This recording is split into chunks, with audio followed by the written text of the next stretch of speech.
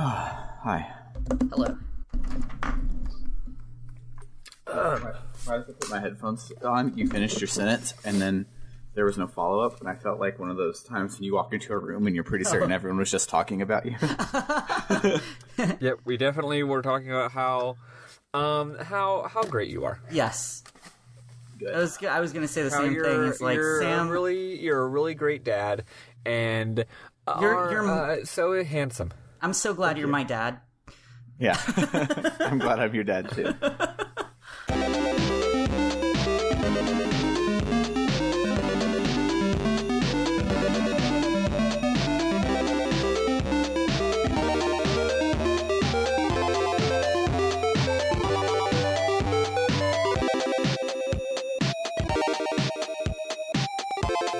Welcome to RPG Book Club, the podcast where we play a little bit of a video game and talk about how it makes us feel. I am Sam Allman. I'm Elias Sailor Eli Warren. And I am Guiji to Guoji. Why? I'm Maddie. Look, to paraphrase Speed Racer, saying awful things that makes other people sad is the only thing I know how to do, and I gotta do something. And today we'll be playing part 2 of Homestuck, because Homestuck 2 came out, and that's all I can think about. All right, cool. Well, yes. I'm out. I'm going to go play Final Fantasy. All right, No, I'm see not ya. even caught up with Homestuck, so I can't even start Homestuck 2 yet. Also, the whole concept weirded me out, but we'll see if it's good, and of course I have to read it regardless. Yeah, it's real good, and, like, darn good, and it's kind of... So, like... Everyone says that it's pretentious for pretentiousness' sake, and those people I don't think have read the hardcover books that have all of Hussy's stuff, because Hussy's pretentious for pretentiousness' sake, and all the things that like Aisha and stuff are saying are things that Hussy was trying to do from the jump. So it feels really good, and I really, really like it. And the first like main joke in it, like not quip, the first like deliverable joke on it is the best joke in Homestuck, and it's a brilliant way to start it off, and I love it. So, hell yeah, love to hear it. Anywho, that was my week. We're actually playing part 6 of Lost Odyssey up until we entered the new Kingdom of Ura after the Cold War. But Cold War. I was going to say, is that actually what it's called? Or no. Okay. No, it's an allegory for the United States-Russia Cold War, except the United States then decides to send ice nukes on Russia. So, and Russia's like, ice? Bitch, what's that gonna do? Right. It's Russia. They just like pull their scarf a little bit tighter. Yeah. They're like, no, they just one looks to the other and they say, "Oh, Masha, it's going to be long winter." Very long winter. But yeah, what about you guys this week? Since y'all weren't doing Homestuck 2, there must have been something else happening. More Final Fantasy forever. I don't know what's happened. I've become super addicted. Well, no, I know partially what's happened. One of my friends has been making... Okay, so the crafting in Final Fantasy XIV is interesting. You level them as though they were their own, like, classes. So they're on the same level, kind of, as a combat class.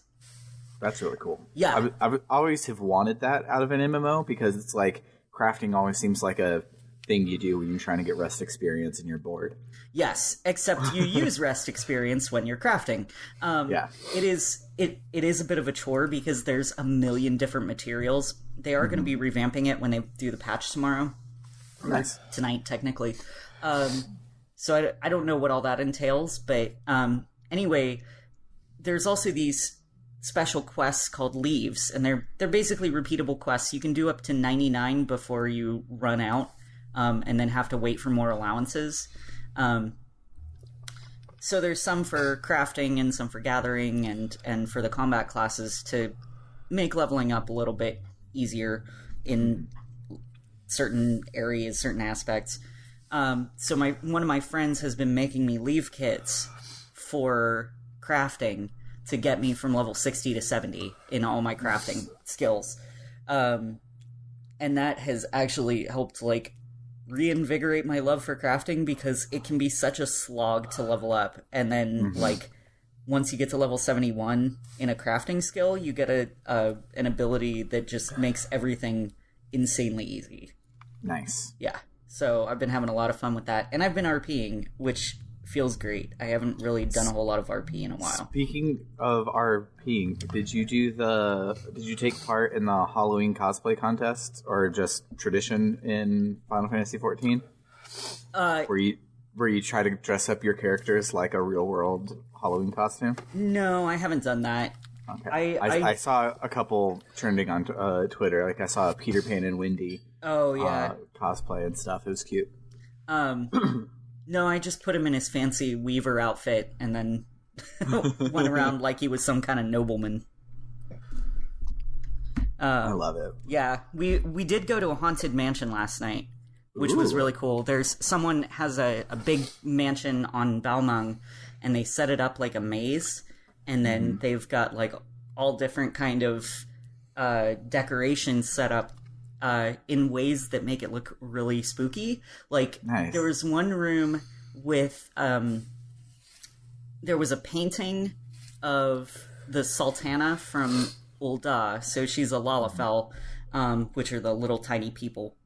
And they put it on top of another painting of her that had another person in the painting. So the paintings there's Z fighting going on. If you don't know what Z fighting is, that's a game term that means like there's two objects on top of each other and they're essentially fighting for dominance. Yeah. Yes. But it creates an effect like the painting is shifting constantly. Nice. And it was super cool. And then they had like a really neat lighting effect with like a little guy waving its arms around, but it was just like the shadow of it. And so yeah, it was really, really well done. That's really cool.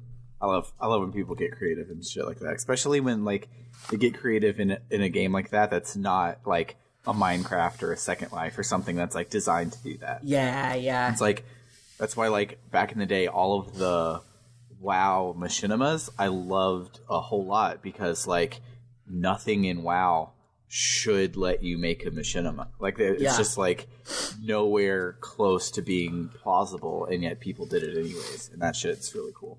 Yeah, for sure. So, what about you, Maddie? What year is it? Where am I? Who am I?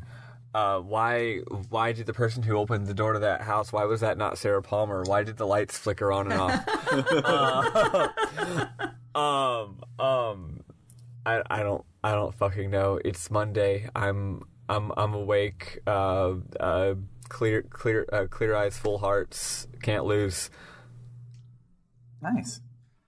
One other thing I did this week, not related to Homestuck, was so I was playing Digimon Story Cyber Sleuth Hacker's Memory on my Vita, and I had a botched install, but it's the most stable botched install I've ever seen in my entire life. The only thing that was messed up was the character model for Sistermon CL would not load. So it's like I look in my Digivolution guide, it would just be a white square, and then if I digivolve to it, my Digimon would just be invisible. And so I was just like, oh well, I don't even care about that Digimon, so I just won't use it. Digivolved into something else and went on my merry way. But then I got into a story fight with a Sistermon, and things got weird because like there'd be a cutscene, and it would like the camera would like look over to talk to Sistermon, and there would be fucking nobody there. and then spooky. It even very and so spooky. there's two Sistermon. There's CL and Blanc.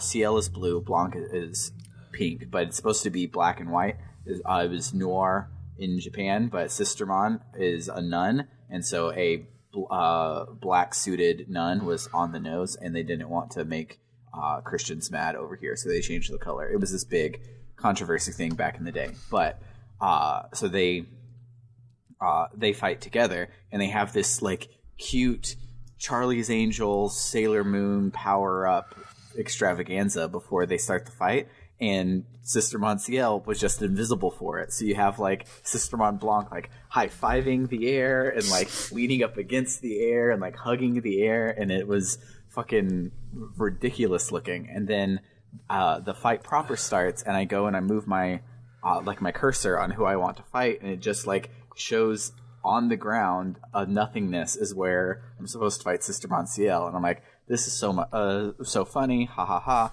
And I go to attack it, and everything's working fine. And then she tries to use her special move, and it crashed my Vita and crashed the game, and I had to redo the last like 3 hours. But I was like, well, this sucks. I thought it was a bug, not a botched install. But I was like, let me just try to reinstall it and see if that helps, and it did. Thank God. Are you sure it's a botched install and not Ben drowned? Well, if it is, I just erased that whole disk and started over, so well, we're good. Ben's dead. Gone forever. Yeah. More dead than usual. Yeah. Yes. Extra dead. Double plus ghost dead. Yeah. Yeah. But it was hilarious until it wasn't. But yeah, that's all I got. So let's get back to talking about Lost Odyssey on that Microsoft Xbox 360 video game console. Hell yeah. Was there... So I know we had music from the Ice Cave this week, but I didn't like that music very much. Really? Oh, I thought it was great. It's not bad. It's just not interesting to put as an interstitial in a podcast. Was there any new music? Is that what you were asking? Yeah. There was. Some of the cutscenes had some new shit, but I don't really remember where. You can take a look for it later. Yeah, we'll listen to something, and then we'll start talking about our plot.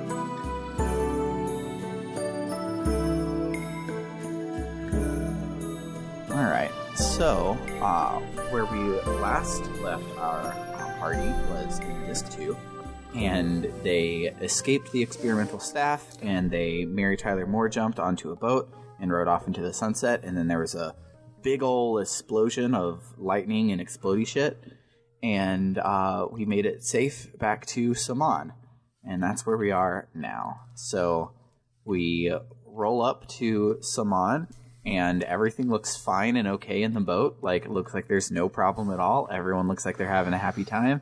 And then we get off of the boat, and it immediately sinks. Yep. The boat like bumps into the dock, and then it's like, well, it's like, all right, I'm gonna head out. I didn't even see any damage to it, any reason why it should sink, besides plot, because we need to go through a dungeon to get to Ghotza instead of driving like we had originally planned. So that's it. That's the reason. But Our boat sinks immediately, and we're like, well, I guess we'll have to walk the long way around. And then the people there are like, well, conveniently, that lightning from last night struck the ice cave, so you can go through the ice cave now. And so we're like, okay, cool, but let's spend the night here first. So we then get to come back and do a bunch more side quests in Saman because nobody's creepy anymore. And the town's normal now. It's like a nice little Eastern European village. Yeah, it was really cool. It's still not the bustling metropolis that they said it used to be, but it's good, so that's fine. And I got I did one side quest that I really liked. So last time when we were here, everything was spooky, and there was this like rich guy just like teeter-tottering, staring and singing nursery rhymes to himself while staring at a big pile of gold. And so we looted his house and found a ledger that he had sitting around while he was distracted by his creepy pile of gold. So now we go in there and we're like, hey, what happened to all the gold? And he's like, what are you talking about? I'm a legitimate businessman. All my gold is in the bank. I don't have any sort of hidden funds or anything. And we're like, okay, whatever. Sure. So we leave, and the town guards are like, hey, so did he do anything suspicious? Because we've been investigating him for laundering money for a while. And we're like, do you want this book? And they're like, hell yeah. And so they go and they arrested him. And I really liked that, using both sides of Saman for the side quest thing. Yeah, really and like, I guess if you didn't do the first half of it earlier, you wouldn't be able to complete the quest now, I guess. Or maybe there's a different scene of you a different getting path you could take. I don't know. It was cool as shit. Yeah, I really liked it. But yeah, the cars are all dead, and that makes me sad. We saved the world, but we killed all the car people. So is it worth it? I thought that was going to be a joke where, like, the car people are now, like, regular people, and they're like, I was turned into a car, you know? But no, the cars just were given souls, apparently, and now don't have them anymore. Yeah. That's or very this weird. is an animism thing, and the cars still have souls, they just can't talk now. Maybe so. I hope so, because they were my friends. I have no freaky car's mouth, and I must cars scream. I had no idea that there were car people. Yeah, so it was one of my memorable moments last week, but I think you were busy Just NPCs. writing.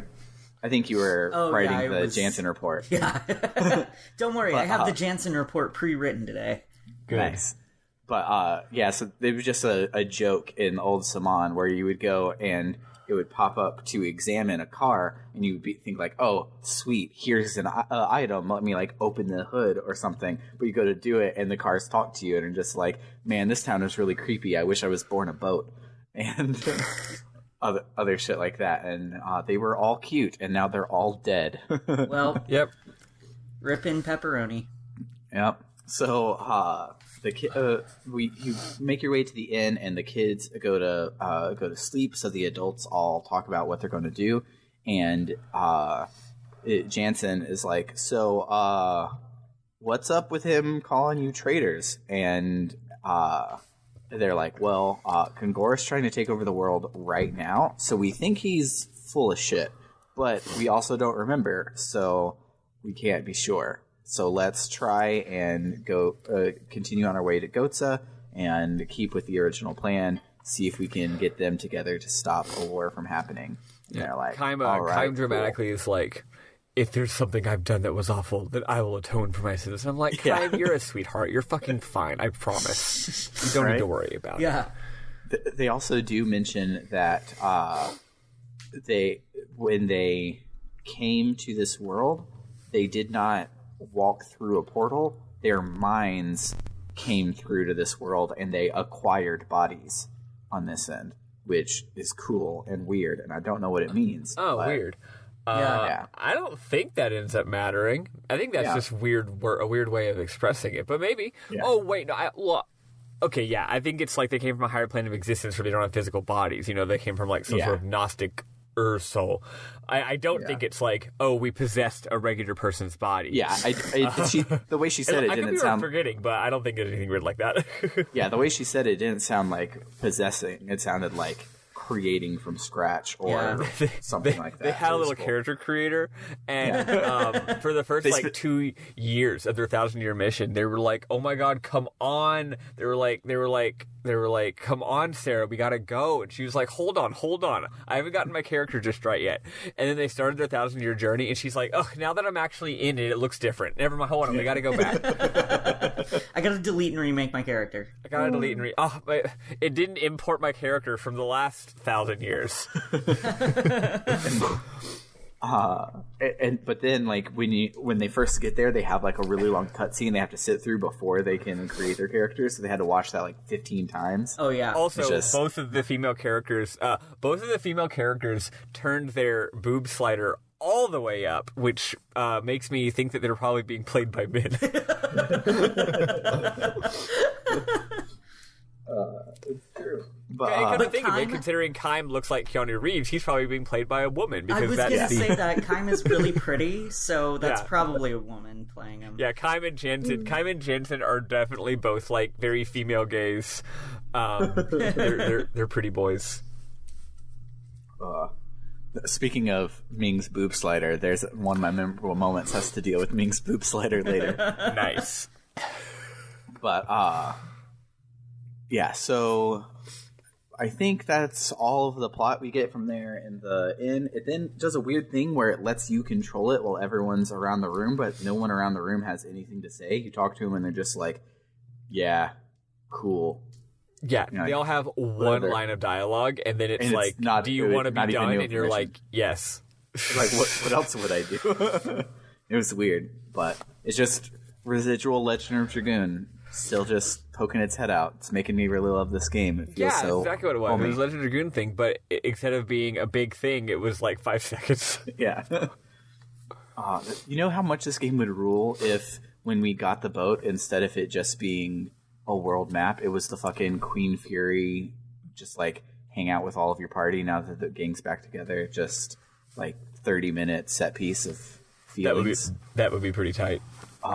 This game could float it. Very few games, like as much as I love that, very few games I think could actually float it. I think Rogue Galaxy boat. I think Rogue Galaxy could have. The characters were the best part, and not getting to talk to those characters was the worst part. I don't think Dragon Quest V would have worked like that at all. Like, Well, you don't think you would have wanted the hero to have a deep emotional conversation with Slime Knight, with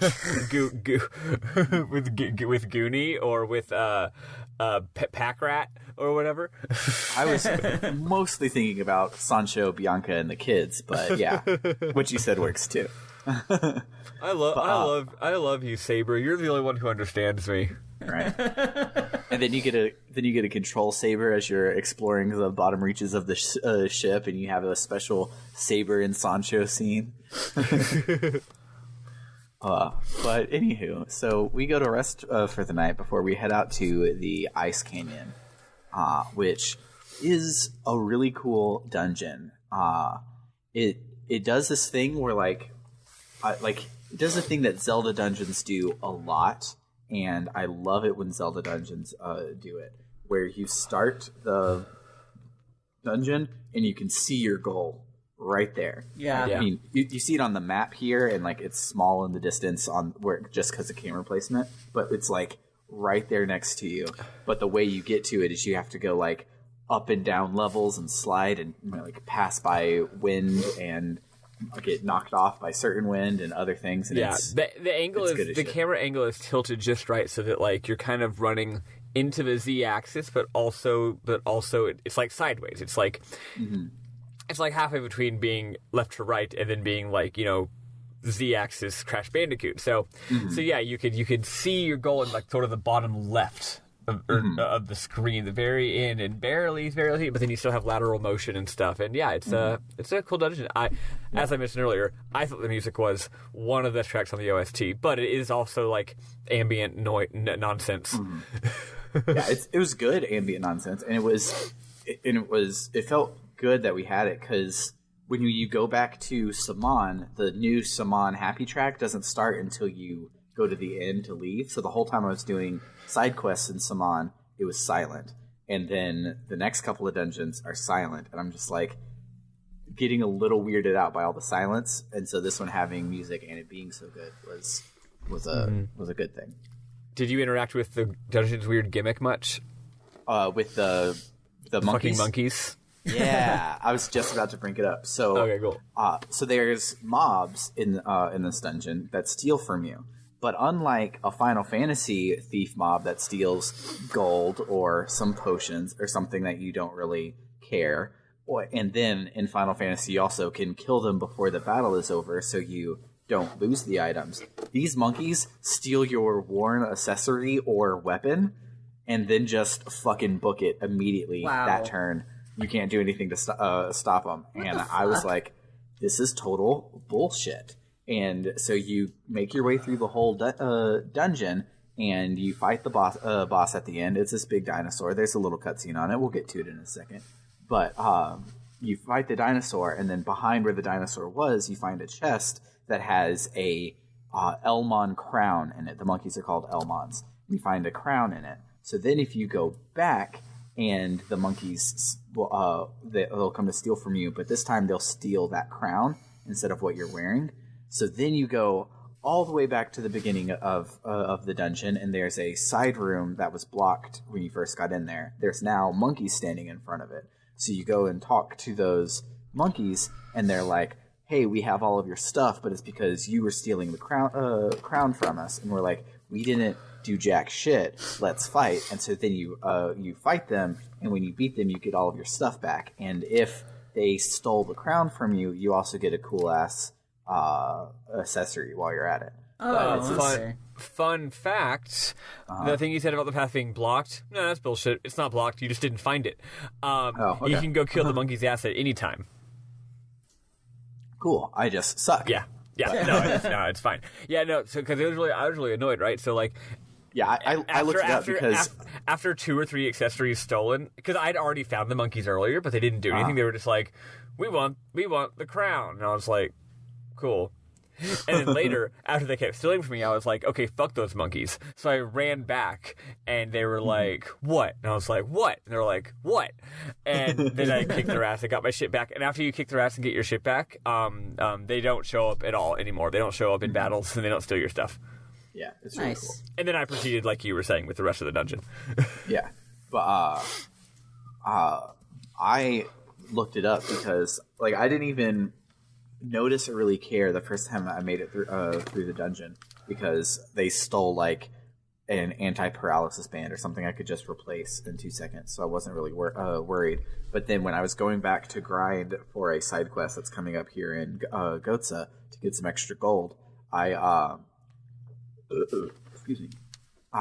had my level 5 black-white magic item stolen, which is not one that I want them to steal. And I was like, well, if they disappear and I can't kill them before the battle is over, how do I get my shit? And so I looked it up, and they're like, hey, this was a whole dungeon side quest to go and do, because I was muy upsetto, because that was a really valuable accessory that they stole. It also made me really shitty for the rest of that dungeon until I went to get it, because I was cheating with her and just gave her that one because she doesn't have enough skill slots to equip a level 5 black magic.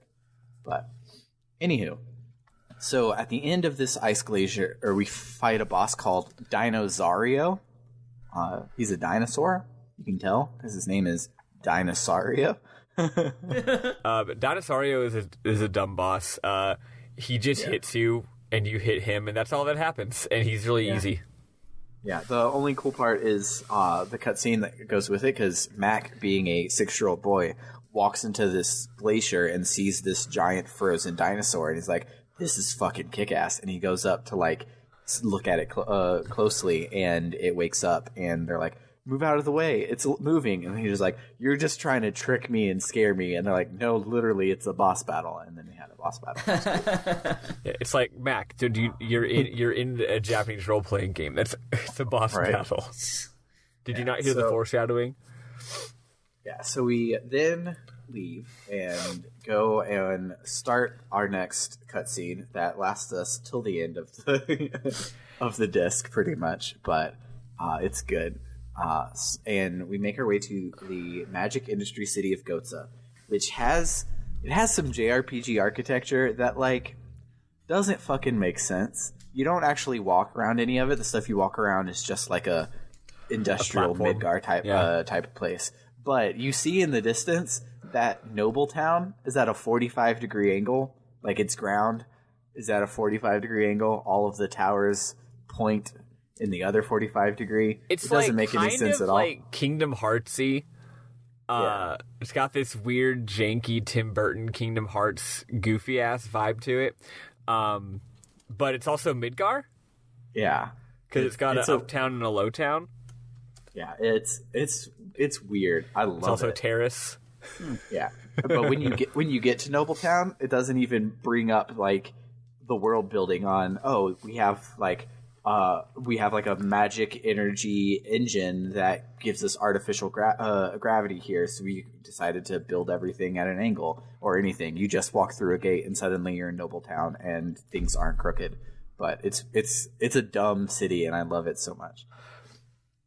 But yeah, there's an uptown, a middle town, and a low town, and everyone's racist against low town people.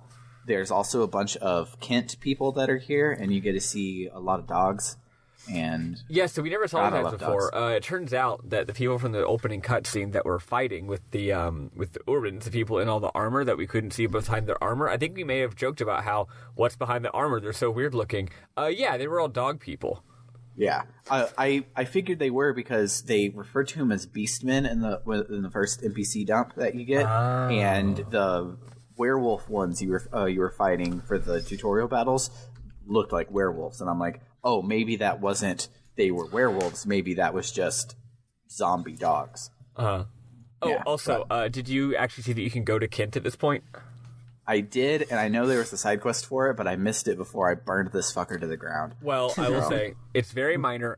You, on the world map, instead of going to Ghotza, you can go to Kent, which I earlier joked and called it the nation of not appearing in this game, but I was wrong. You can go to Kent. There's nothing to do there. They have a big old gate, and they don't let you in. So you can just be outside the gate and talk to, like, you can get like 2 treasure chests. Oh, right. Yeah, you should have gone there. There's another skill slot +3 accessory there. Ah, damn. Hopefully I can still go as soon as I get a world map, but I don't know if we'll get a world map before the end of this disc. Yeah, things have not stopped from keep happening. No, they don't for a while. Yeah, so there might be a side quest. I don't know. Yeah, you said there's a side quest in Ghotza. That's funny. I didn't find any of those before everything blew up. Also, brief shout out. There's like 100 missable side quests here. That's weird. I talked to like every NPC, but I didn't get anything that one might call a side quest. Anyway, also just quick shout out to the this isn't a real moment. It's actually kind of an important gameplay thing. Shout out to the auction house. Oh, I missed it. I forgot to look for it. It's in Saman, I think. Okay, as long as it's not in Ghotza. Yeah, if Saman it's in Saman, now I can has go an back. auction house where they auction off missable items from previously in the game. Oh, that's really helpful. Which is That's really which good. is a great gameplay idea. Yeah. Like The only other game I know of that does that besides WoW, because that's what the black market auction house is for. But Wind Waker does that, which is really cool. They didn't explicitly say that, but like they were just like, our explorers found. They're like, we found this item in the Wool Highlands, and it's like a seed. And I'm like, Nice. okay, yeah, that's clearly a seed that I should have gotten while I was in the Wool Highlands. That's really cool. I was surprised when I did that at how few there were. I actually had missed very few items, and most of them were like megalixirs. Nice. That's really cool. Yeah. Anyway, let's go on to Ghotza. So the spoiler-free guide here was like, there's a whole bunch of side quests. Don't turn left when you enter the town, because then you'll lock yourself out of all of them, and you'll start a thing that doesn't ever stop. So I then went and did a lot of exploring, and one side quest that I loved, because it's lucrative as shit, is you find a gambler up in this casino that's run out of an abandoned apartment. And you give him 1,000 gold, and he's like, thank you. And then everyone there is like, you're stupid. This guy's a horrible gambler. He's never going to win that back. So you leave and come back and do that 10 whole times, and then he wins big, and he pays you back with interest and gives you 5 times the total amount that you gave him. So if you spend 10K on him, you end up making 40K, which is then great for the other. It's not a side quest, but this is the first time you can talk to the level 2 ring smushy together. I forget what his actual name is, but so you go to him and you buy like it's something like 30 of each material, is which you'll end up needing to make a level 2 ring of all of the elements, and then a level 2 ring of the critical ring, and a level 2 ring of the damage up ring. Take him to the ring smusher, and he'll give you a ring that has, say, level 2 fire, level 2 critical, and level 2 damage up. And I did that with my newly acquired 40,000 gold. I did that for all 3 of my physical attackers, and it was good. It was Hell great. yeah. I like here in a second when you have the it's not a boss battle, but it feels like one because it's a mob rush where you get like all those beasts over and over before you can heal. I was one-shotting him with Kayam with his earth ring, which was spectacular. But there were a couple other small ones, mostly just got like some gold here and there. I totally gave some money to that guy, and then I forgot about him, so I guess he just got my money. Yeah. But yeah, so you eventually go to the station and you try to get on board a train, and they're like, you have to have an ID to do anything in this town.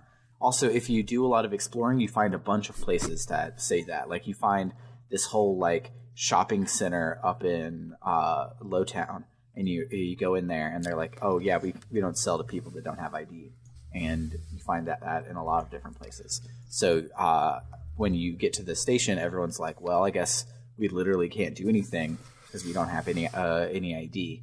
So then you go to explore some more, and if you go up towards Nobletown, this dude in a cloak like shoulders into Kayam and drops a coin, and Kayam picks it up and is like, oh shit, I gotta go see a guy about a dog, so I'll see you guys later.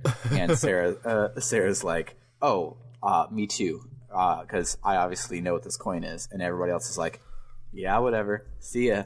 And then the group is split up, and Cook and Mac are like, this train looks cool as shit, can we go and see it? And they're like, cool, but don't steal the train.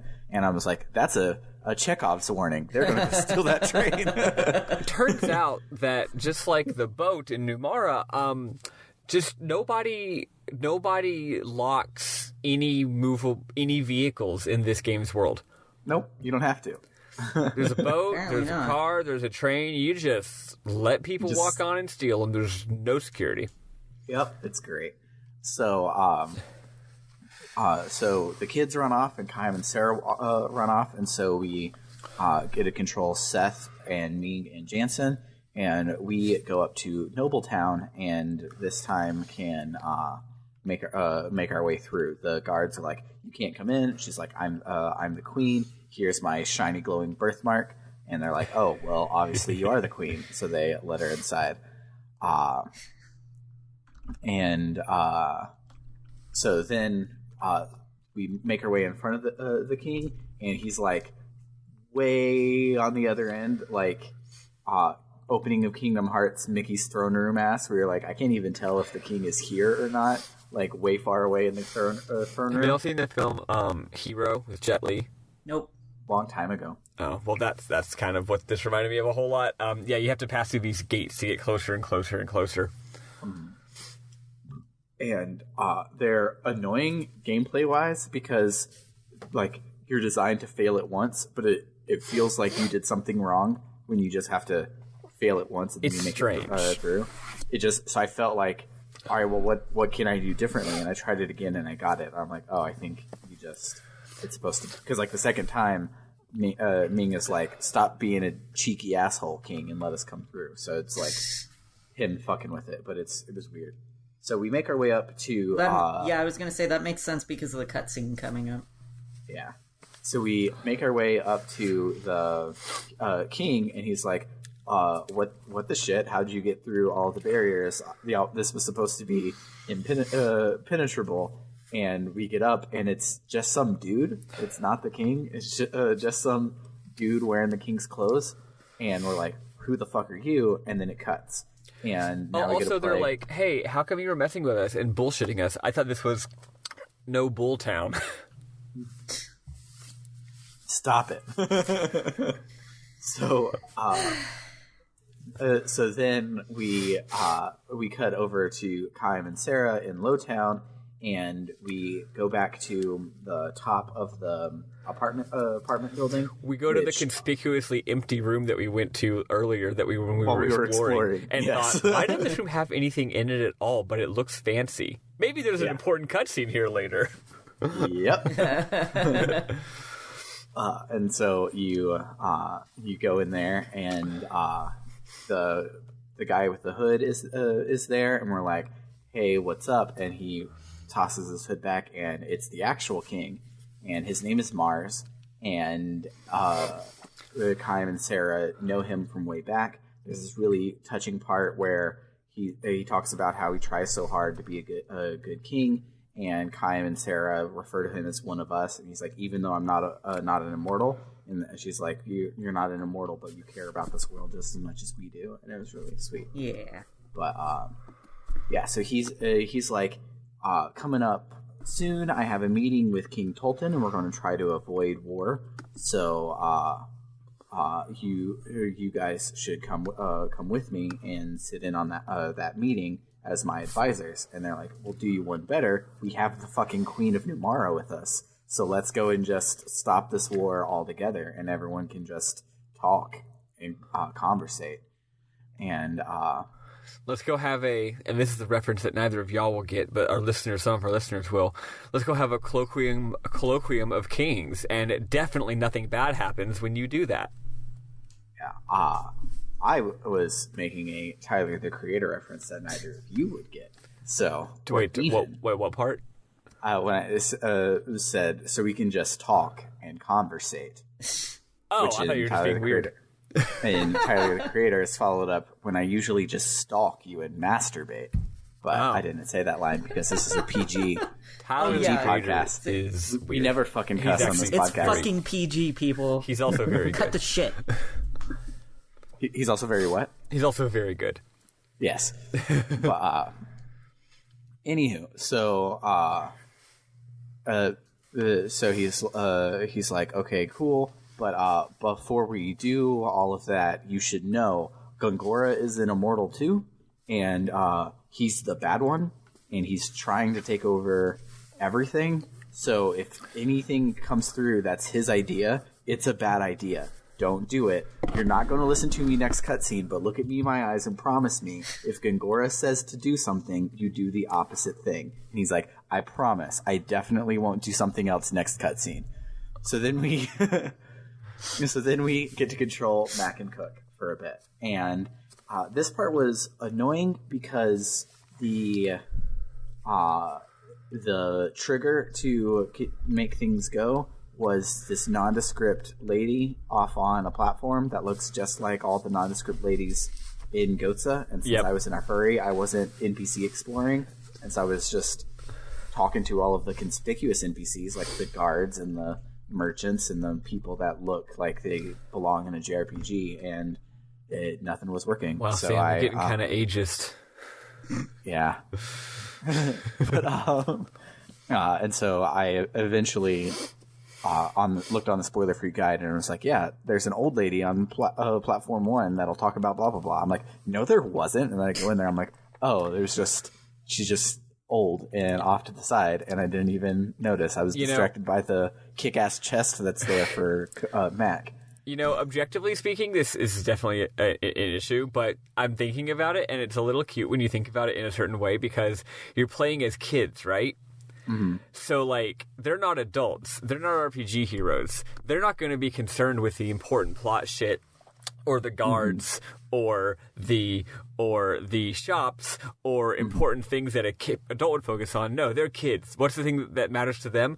The weird old lady who tells you about the train. Yes. They're like, oh, hell yeah, let's go talk to the old lady and learn about a train. Yeah. So the old lady is like, oh, that train over there is really special because it drives through the purple aurora, or violet aurora. And Mac's like, what's that? And she's like, oh, it's a gate to the spirit realm. If you jump through the purple aurora, you can go and talk to dead people. And he's like, cool, let's go talk to Mom. And Cook is like, Mom's not alive. We can't do that. And he's like, then how the hell did we come back alive on the experimental staff? And Cook goes, touche, let's go. And so then they go and steal the fucking train.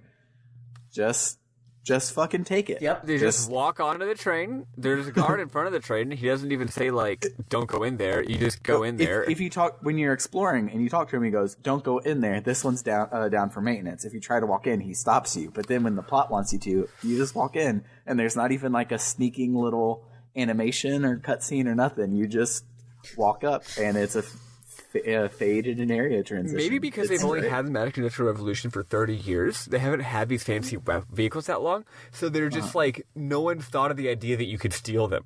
Like, it's like, nobody would steal a train. That's absurd. Why would you do such a thing? That actually kind of makes sense when you think about the internet. And remember back in like our when like we were in high school and stuff, they would block game websites, but we know the internet enough to find alternative keywords to find websites that wouldn't have popped up underneath their game website filter and would still play games in keyboarding class, because they merely adopted the internet. We were born in it, molded by it. So they're like, look, this is a fancy piece of machinery. I had to study for 10 years to understand how to operate it. Nobody can steal it. But they're like, yeah, I've lived for 10 years knowing how to operate it, so I'm just going to steal They're like, train. I've watched Thomas the Tank Engine. Yeah. Right? Also, it's just like, I mean, also, it is a little bit depressing when you think about, like, just the history of, like, society and the governments and stuff and, like, commodities, where it's just like, it used to be like, yeah, no, you can't own land. That's absurd. Yeah. And then someone's like, what if I did, though? And if you go on my land, I'll shoot you. And all the peasants are like, but we go into that forest to get berries so that we don't die. And the feudal, and then the city landlord is like, yeah, that's mine now. And the reason why he was allowed to do it, I mean, this is a way oversimplification of history, but I think it's funny. It's like, no one just had thought that you could do that before, and then they thought, what if I did it? And everyone was like, fuck. They're just like, what if I stole a train? And the guard's like, shit, hadn't considered that. I never thought that might happen. I never thought this day would come. I fucking guarantee that in a year, like, every Ghotza train will have guards. Yeah, because, spoiler for in a second, Chaim and Sarah also just walk onto a train and steal it with no one stopping them. Yeah, it's so you would think after funny. the first one they would be like, oh shit, because they even talk about like everything was in an uproar. If you NPC explore with Chaim and Sarah, they're like, yeah, some kid stole a train, we don't even know what's going on, and we're like, cool, we're taking this one. There's only 3 trains and we're taking the last one. Yeah. And also like what was I gonna say? Train. Oh, maybe they're designing the game. Honestly, I think a decent number of things in this game might have been like budget things. So in this scenario, they had this awesome thing planned where it's like you got all these political cutscenes, and then afterward you had the train and all the boss battles on the train. But then between that, they were like, oh, some kind of like little stealth mission where you steal the train. And then they got to getting towards the end of the game's development, and they're like, yeah, we're not doing the fucking stealth mission where you steal the train. Just go get the goddamn train. They're like, okay. Yeah. Okay, fine. Yeah, it was wild. So then we cut to Jansen, Ming, and Seth, who are interrogating the imposter king. And Seth and Jansen play good cop, bad cop, and they bribe the king into the quote-unquote king into telling him where the real king is. And he mentions, head to the station because they're going to they have a meeting on the train with King Tolton. And they're like, okay, cool, that's where we'll go because we need to talk to the king. And lo and behold, that's where Chaim and Sarah are, because they were coming with the king to get on the train. So our party briefly reunites before shit hits the fan. Also, just want to mention here again, no fucking infosec. You have what's the point of an imposter king if he's just going to tell everybody where the real king is? Shouldn't the whole point be that he's an imposter king, like, for safety reasons? Yeah, I think similar to their lack of guards, they didn't think that anyone would be able to get past the barriers, and so they didn't train him on shut your fucking yap. Right, they're just like I'm your just job, safe back here. They're like, your job is to sit on this chair behind a bunch of barriers. It's safe. You'll be fine. Nothing's ever going to happen to you. We're not going to bother giving you like torture resistance training.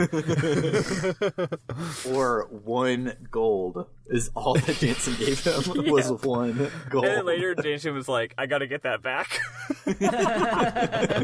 Or he's like, I got to make that up.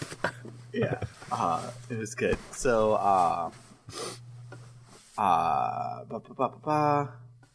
Where was I on that?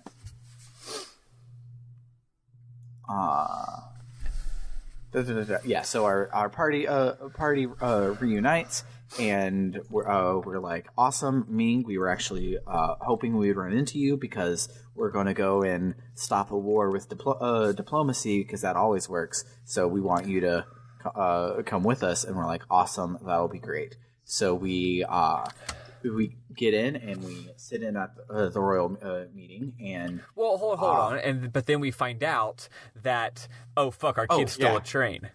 Oh yeah, I did skip that part. So then they're all freaking out, and Sarah is like, I gotta go save our kids who are on a train, and Kym is like, oh, I'm going with you. So the original plan was for Kym and Sarah to sit in on the politics, but now they're not. So Ming and Jansen and Seth are doing the politics, and Kym and Sarah are gonna go get their kids. Yeah. And it was this cool thing where they're like, oh, well, we'll just catch up to him. We're getting on the train. And they're like, yeah, but this train is headed towards Ura, and that train was headed towards Saman in opposite directions. So like, well, shit. I guess we'll have to steal a whole nother train then. And so they go and steal a train. I love the symbolism of how they're extremely splitting the party. It's like. Yeah. When half of the party boards trains going opposite, high-speed trains going opposite directions, you're like, when will they collide? You're like, okay, this is not good. But also, that was really funny. Yeah. I had a joke about that for one of the cutscenes. It's amazing. It's like if Kym's train is going at this speed and the kids' train is going at this speed, and they have to fight 4 boss battles, how long does it take for the train to catch up with the other train? No. Will the train catch up to the kids' train before the giant ice nuke arrives? Yes. Show your work. The giant ice nuke is traveling in a parabolic arc. Yeah. So. Oh God, this is too much math. My head hurts.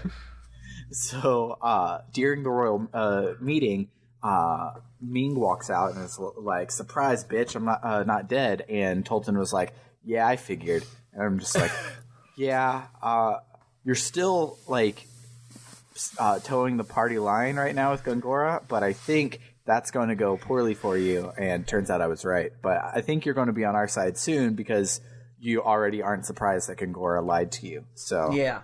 You're an accessory to murder, but you knew it wasn't really murder, so it's fine, I guess. Yeah.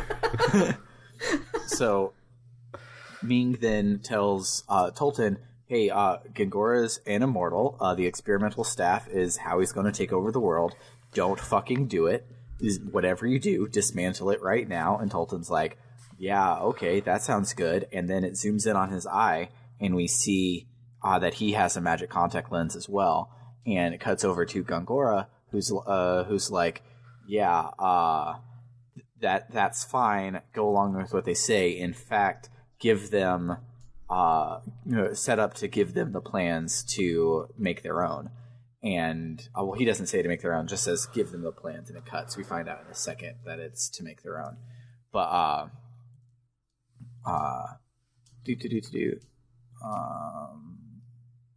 yeah, so now it cuts to Kym and Seth at the train station stealing the train.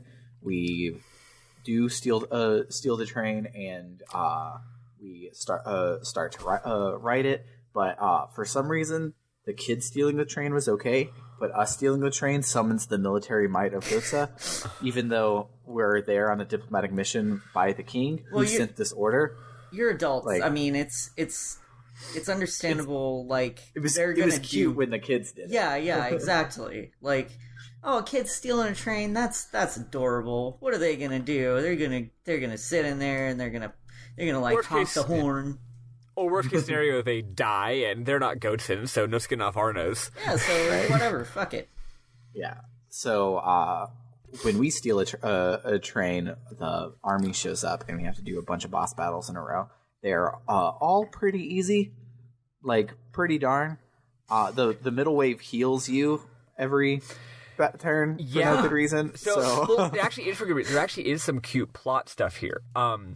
They do cute storytelling things with the battle system here. The first one is Actually, I think the first one isn't anything in particular, but the second one is they're on the other train tracks, the parallel train tracks, so they're not close to you. So Kaim can't use physical attacks, which is cool. All I can do is use magic. But also on that wave or the next wave, they're on the other train, and there's a front and back row. But weirdly enough, you can't attack the back row. Not even with GC. It's like a extra back because they're so far away that you can't do physical. And exactly. So once you beat the front row, then there's the back row, and every single turn there's this magic engine, and this magic engine just emits like 200 MP worth of magic to all heroes, all enemies, which means you can go hog wild on the magic, and it's no big deal. Yeah, which is gameplay wise why it was there, because they're like, shit, if they were out of MP and have no mana and don't have relax equipped, they literally can't do this battle. Yeah, so it's pretty much a can't lose fight, you know. But here's the thing: it's also a plot thing, because as soon as you destroy the magic engine, the train stops. Yeah, it's like the actual magic engine. So that thing was powering the train, but apparently just because magic is just magic energy. Because magic energy is this wild, basically unknown resource that they've just started fucking with, and they're fucking with things beyond their comprehension. Just any magic engine apparently just emits magic points in all directions, which seems dangerous. You know, especially given the upcoming the comparison of Grandstaffs to nukes. It's like, this is like a small nuclear-powered submarine. Oh, also, it leaks radiation. Yeah. To everybody around it. It's like, this thing leaks magical radiation constantly. Anyway, I found it very cute. It's not terrible at all. I'm sure it's fine. Don't worry about it. It's just giving you extra MP, and it's probably not also going to cause mutations down the road. Oh, yeah. Yeah. Everything's The mutations are magical mutations. Yes. Yeah, who cares if you have an extra arm if that arm can cast spells? No, everyone's so into the idea of magic, they're like, cool, I got another arm. But the third wave is a train that tries to be a boss, but he isn't as strong as a boss. He's just as annoying as one. Yeah, it's easy as hell. He'll just throw up a barrier, and he doesn't have any elemental weaknesses. So when he throws up the physical attack barrier, you just hit him for like 7 damage with a spell for a couple of turns. You hit him until he goes down. You hit him with Gamble. Yes, Gamble would be ideal. I still have not gone back to get Gamble. Oh, that's right, you don't have it yet. God, it's so good. Sometimes I forgot when I had world map access to go and get it, and then I got in this fight. I'm just like, fuck, that would have been It's good. going to be a while. Because sometimes it's like 50 damage. Other times it's like, you just did 1,200 fucking damage. That's half the guy's health. Yeah, it was really cool.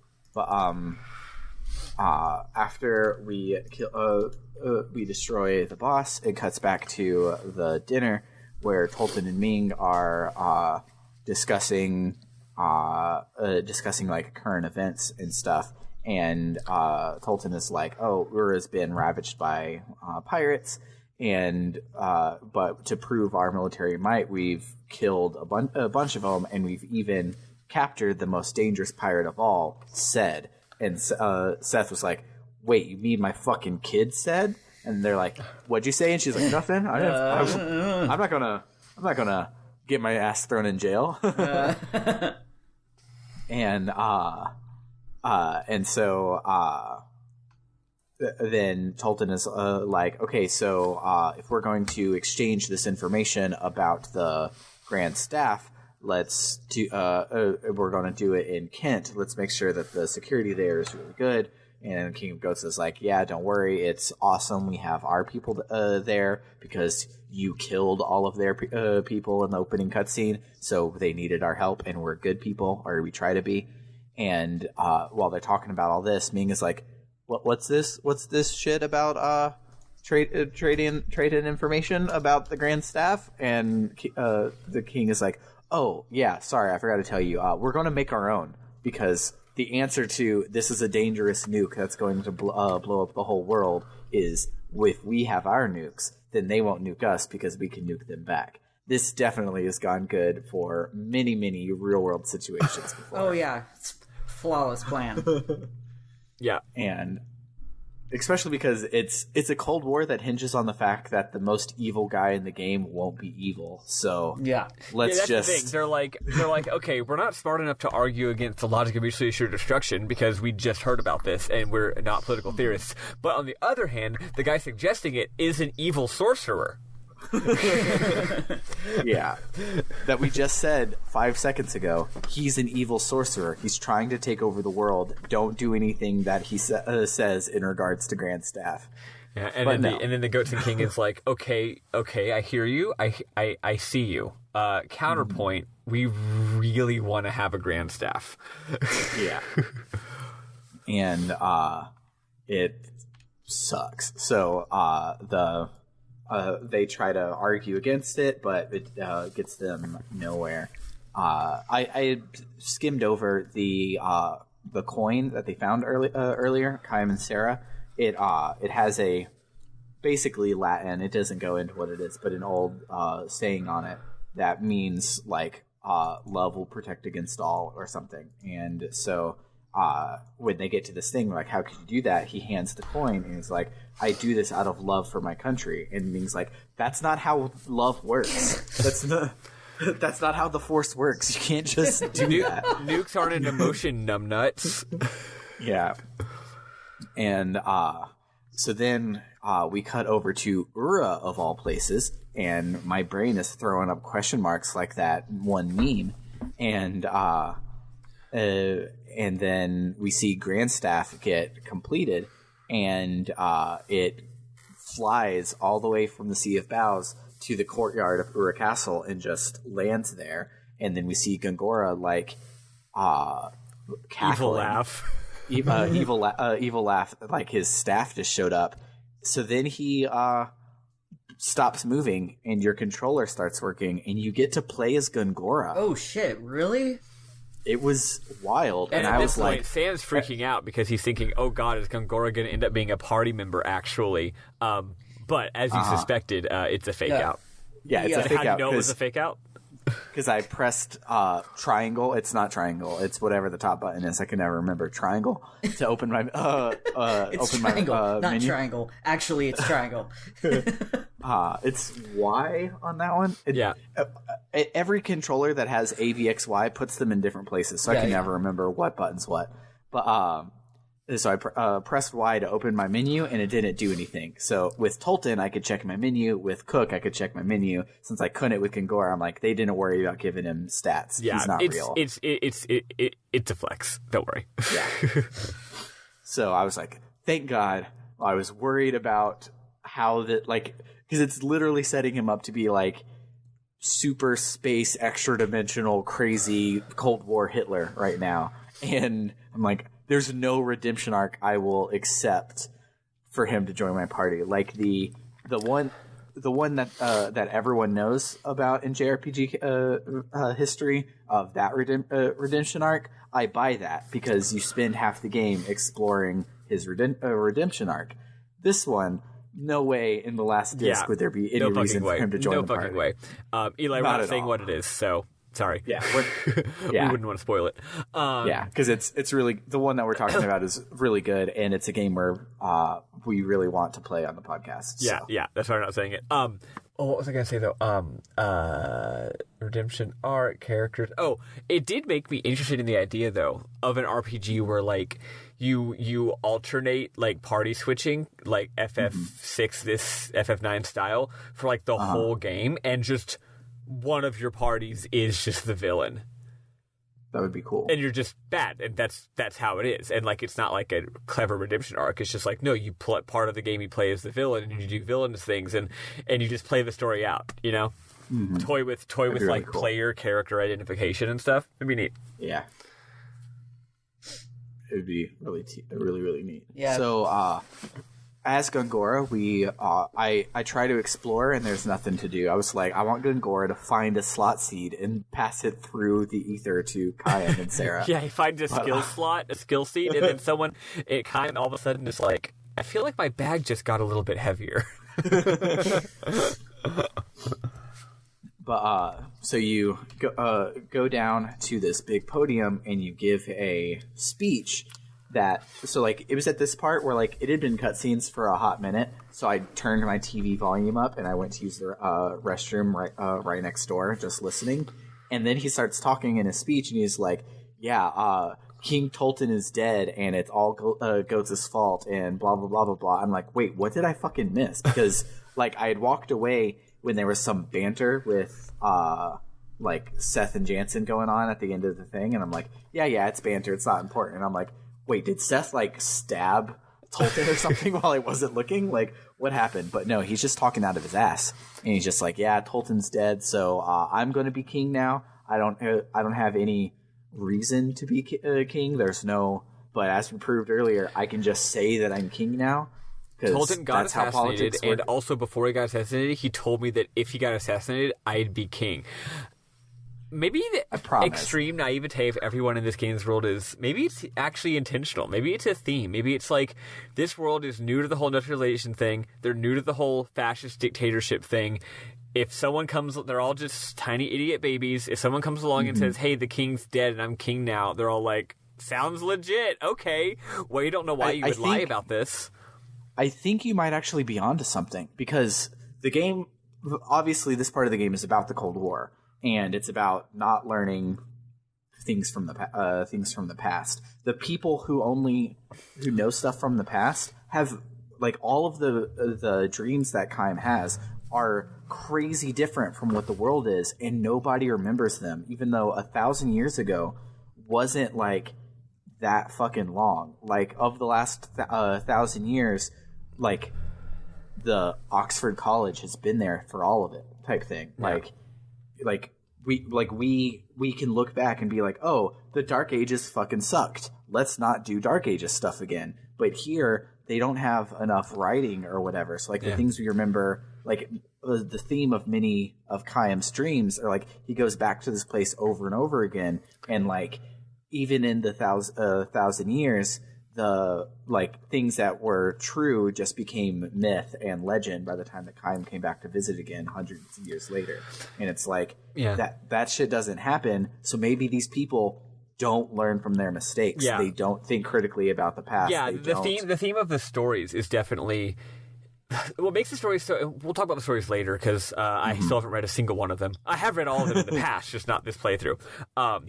The theme of the story is really, like, one story is good, 2 stories are good, 3 stories is good, but once you read all of them, they're really good because you realize they're all just the same.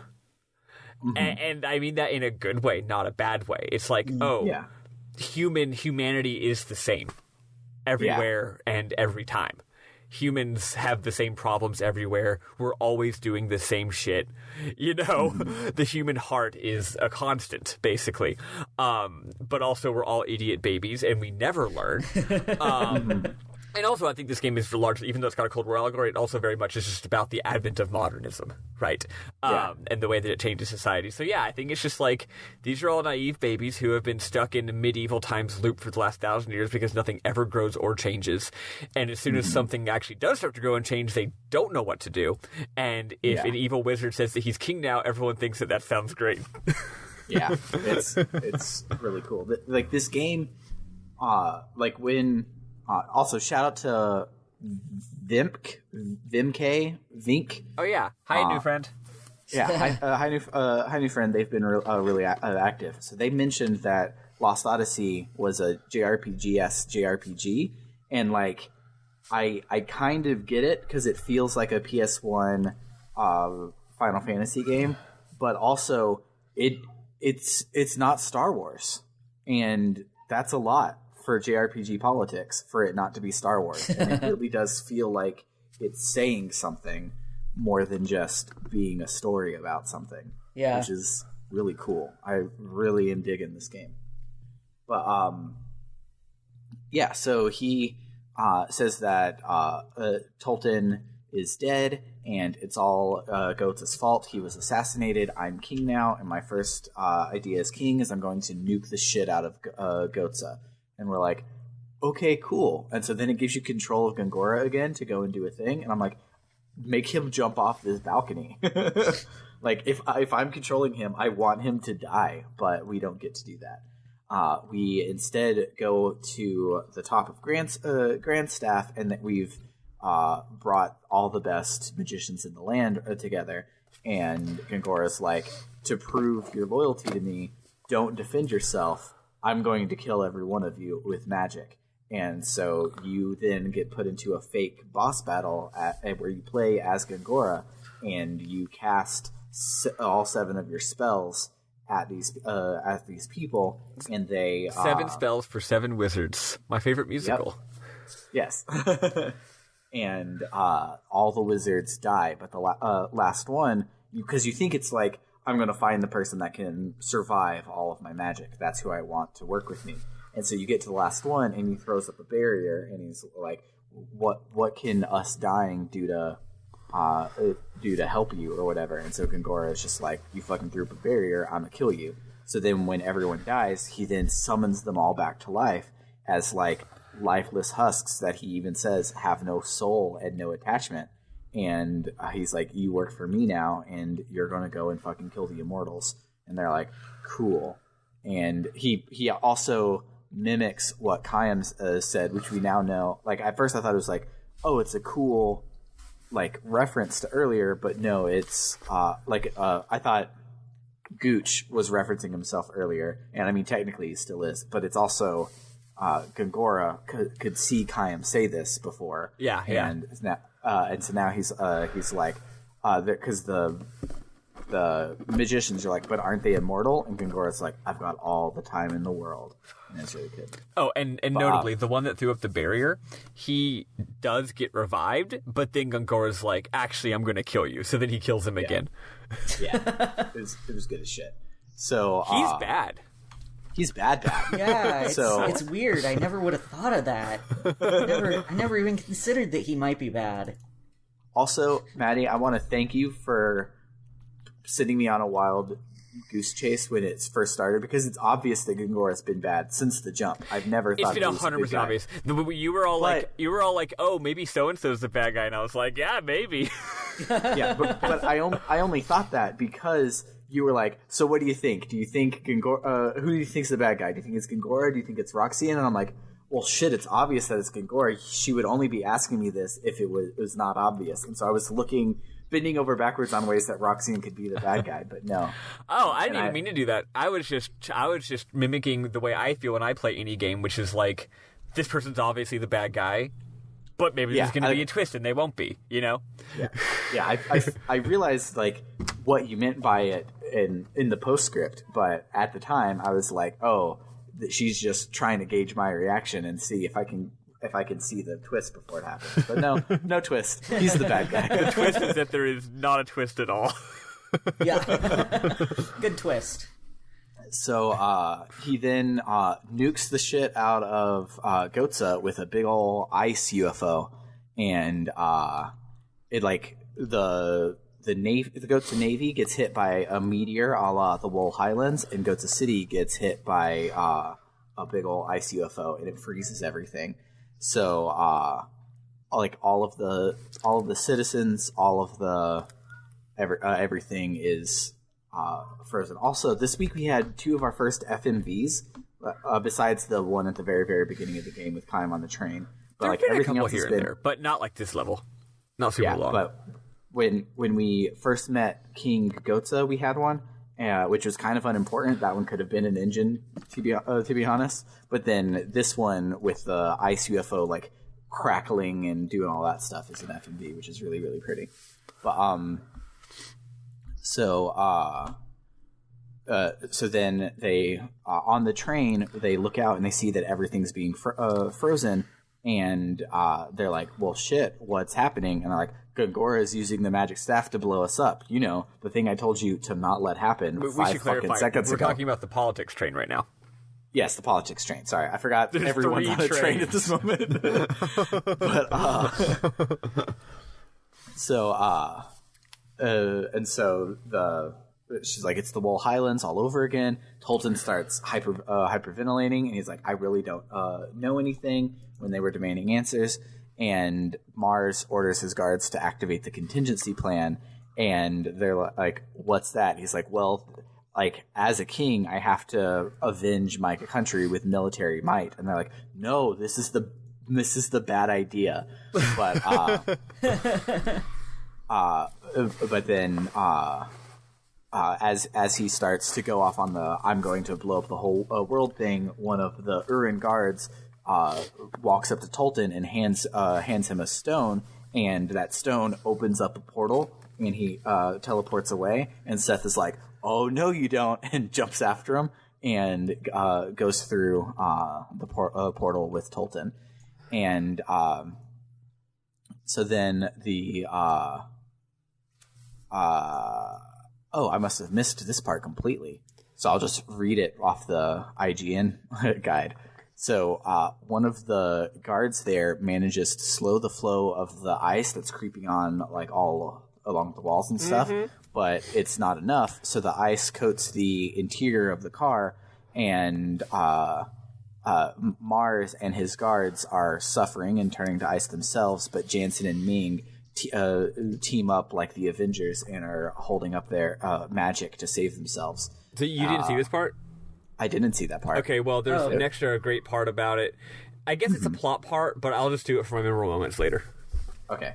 So, so then the, oh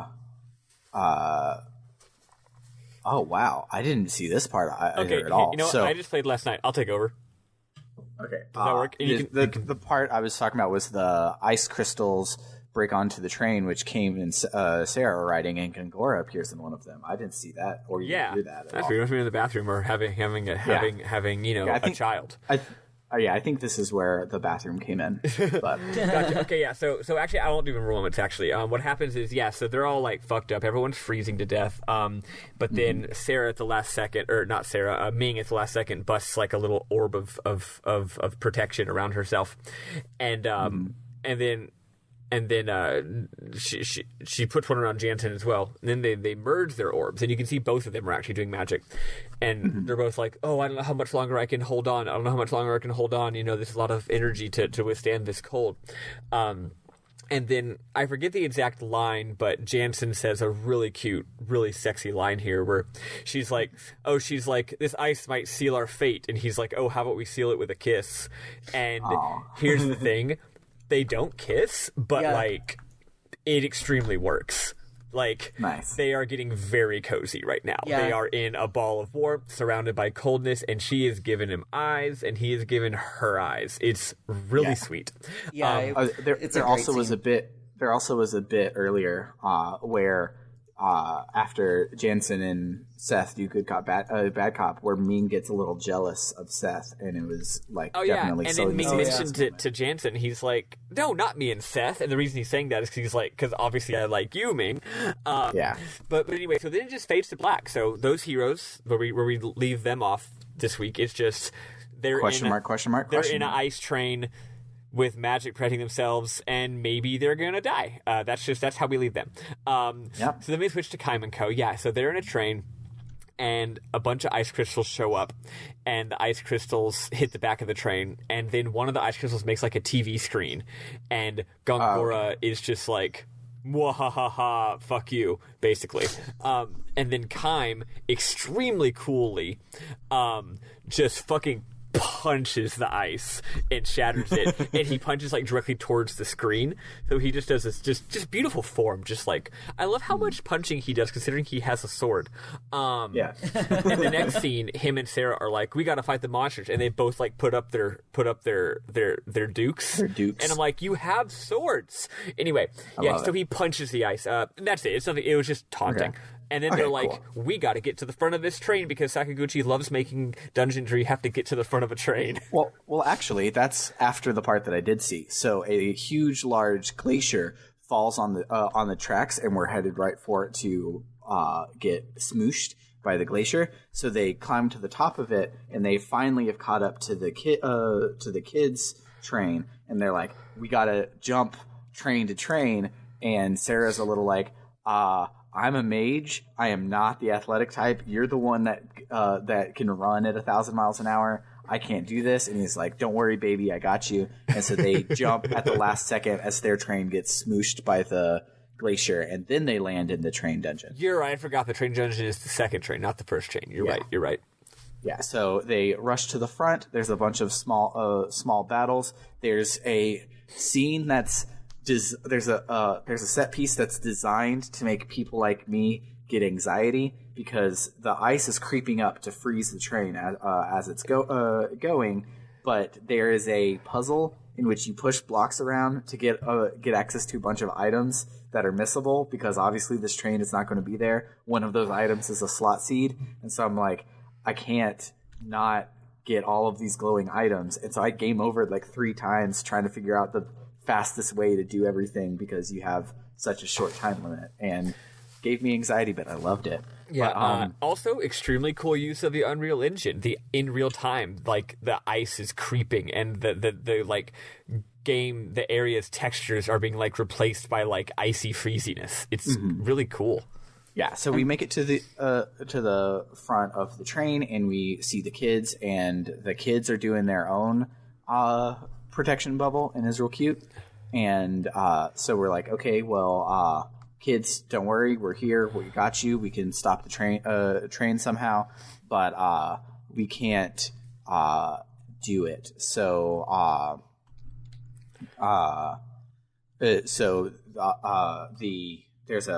the ice UFO from before zaps all of them with magic energy, and it's hurting even the immortals. And Sarah's like, I think I might actually die from this, and it's really fucking crazy. So Sarah turns to Kaim and is like, we have to protect the kids. And the Kaim's like, I'm fucking dying here. Like, what do I do? So she uses her magic power to like seal off their half of the train and cut the train in half as she does it, and sends them off protected as their train smashes into the ice UFO and blows up.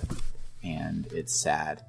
And then technically we couldn't save after that fade to black, so we got to see a little bit of Seth and Tolton in Ura, but that's definitely the part of the next episode, so we'll save that for next week. It would have made sense for there to be a Luna here, so we'll pretend like there was a Luna here. Yeah. So if you're playing along, you know a little bit of what happens, but we will recap it for next week. But let's move on to our memorable moments. Mm-hmm. I only got like 1 or 2 for this week. Yeah, so. I just got a couple. I like 1. All right.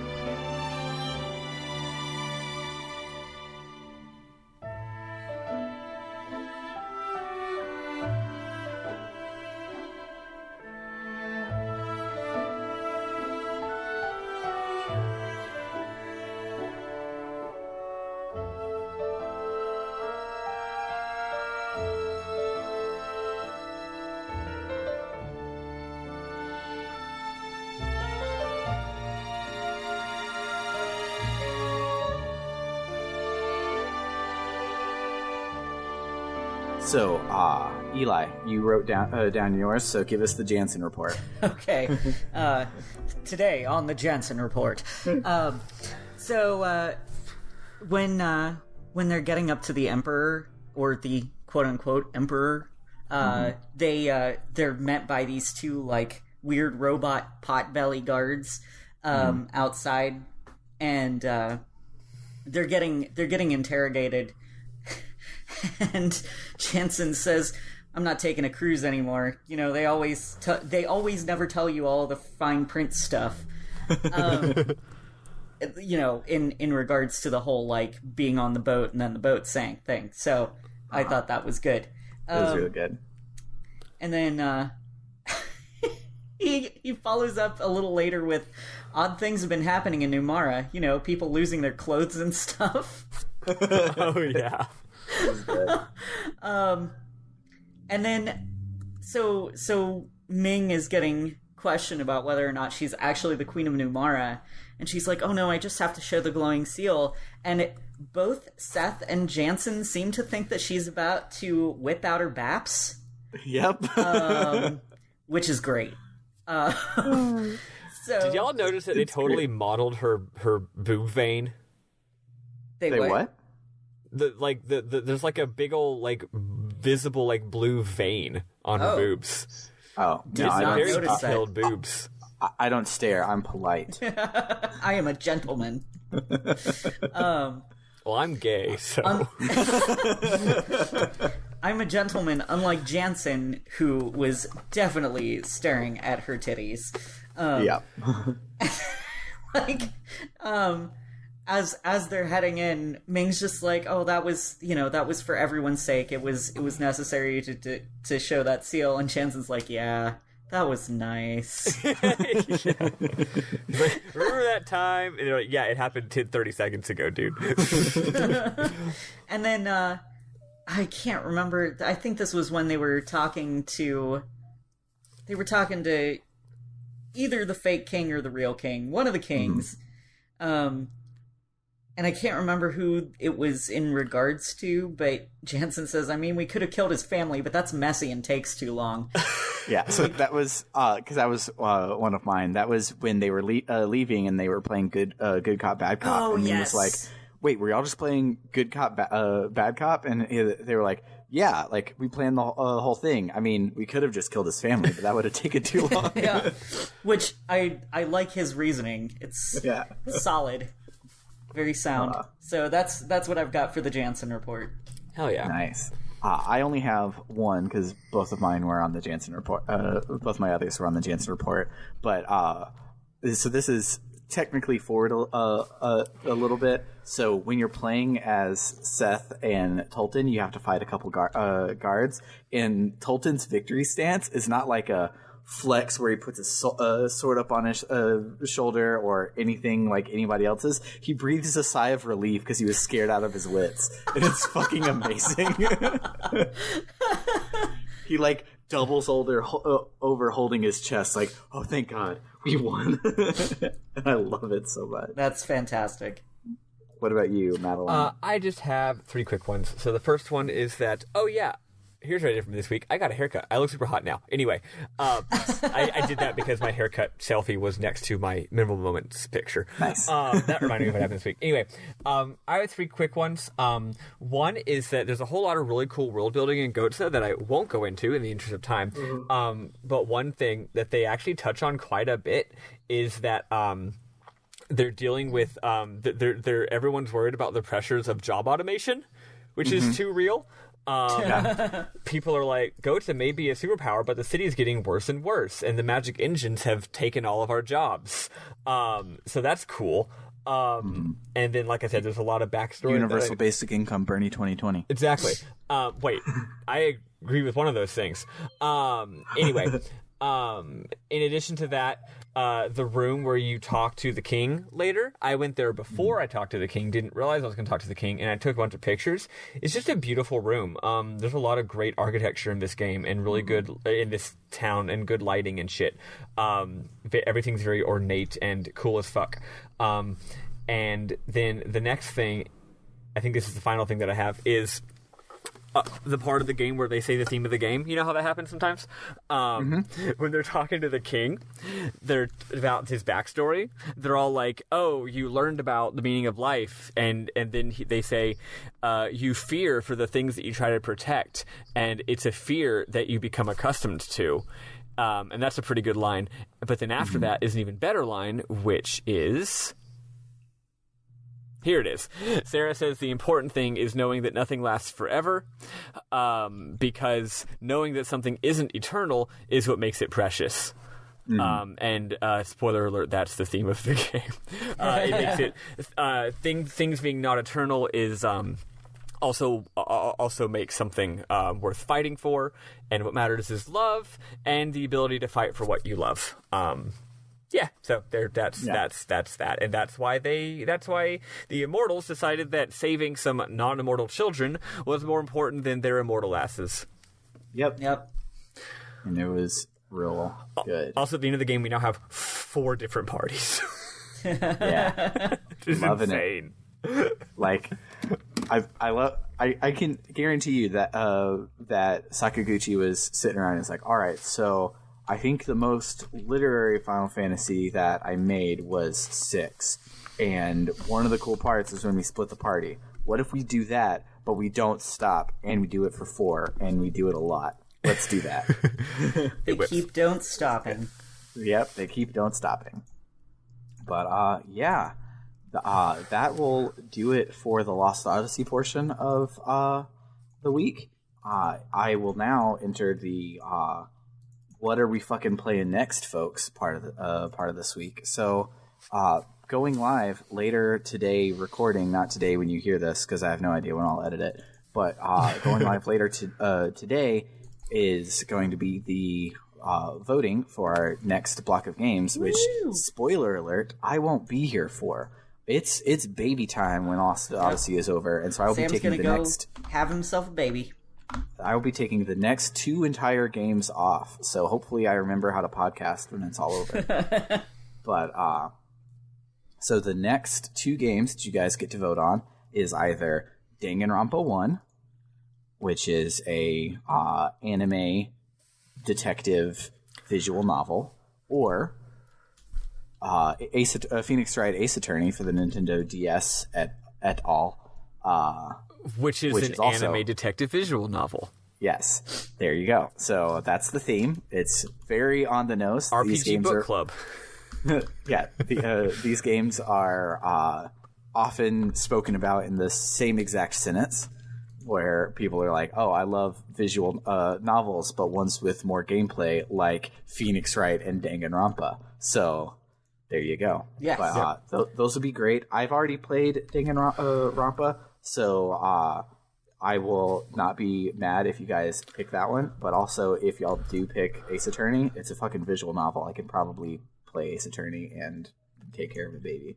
So I'll probably do that and still listen along and be a listener instead of a host. Hell yeah. Which will be fun. Quick pitch. They're both brilliant. Danganronpa is really serious and hog wild and dramatic anime nonsense. Also very powerful and moving. Phoenix Wright is a lot more fun and goofy, but also has extremely good writing and endearing characters. But it's more like, oh, I love it, instead of like, oh my fucking god. You know what I mean? So that's the difference. Yeah. So vote with your Ko-Fi account and let us know which one you want us to play, which means we're like 4 weeks out from finishing this bad boy tops. Woo! Which is exciting, but that also means that baby time is like 4 weeks away. And like we did a count, and the day we're probably going to get induced is at 37 weeks, which was 10 weeks away, like beginning of this week. And so yeah, tell us what's the date on that? What should we be expecting? So looking on the calendar, I believe 37. So 36 weeks is when we had Scarlet. And so that would be the 27th of December. I thought you were going to say the 37th of the month, and I was Sam, that's not how time works. So 36 weeks would be the 27th of December. 37 weeks, which is full term, which is when we're planning on just having the baby, because this baby is big. Its head is in the 95th percentile. Damn. And its body is not. It is a big old head ass baby. And so Summer's like, when you get to full term, the baby then grows a pound a week. And she's like, I do not want 3 extra pounds of head to be birthed. So 37 weeks would be the 3rd of January. Its due date is all the way at the end of January, but there's no way in hell we're gonna last that long. So okay, right around January then. Yep. That'll be when we have a baby, and you guys can expect twice the baby noises. It'll be like classic RPG Book Club all over again. Oh my god, it's gonna be so much baby. It's gonna be great. Yeah. It's gonna be in stereo. I mean, I rendered the tracks down to mono in the end anyway, so it won't actually be in stereo, but wow. Right baby, left baby. just pull back the curtain, why don't you, Sam? Yeah. It makes your files real small. So if you're trying to do a podcast, here's a tip. lower your bitrate to 32,000 instead of 44,000, and then put it in mono at 64, and then you can do a lot of episodes per month on a cheap ass plan. So that's how we do it. If you like what you hear, you can check us out online at www.rpgbook.club, which has links to our social medias, a link to our Discord, and a link to our Ko-Fi where you can go to vote on that next game. I just realized I still have not written a JRPG canon article for this month, so I'll probably do that tonight. But yes, you can get that too. Otherwise, we'll just see you next week where we finish Disc 3.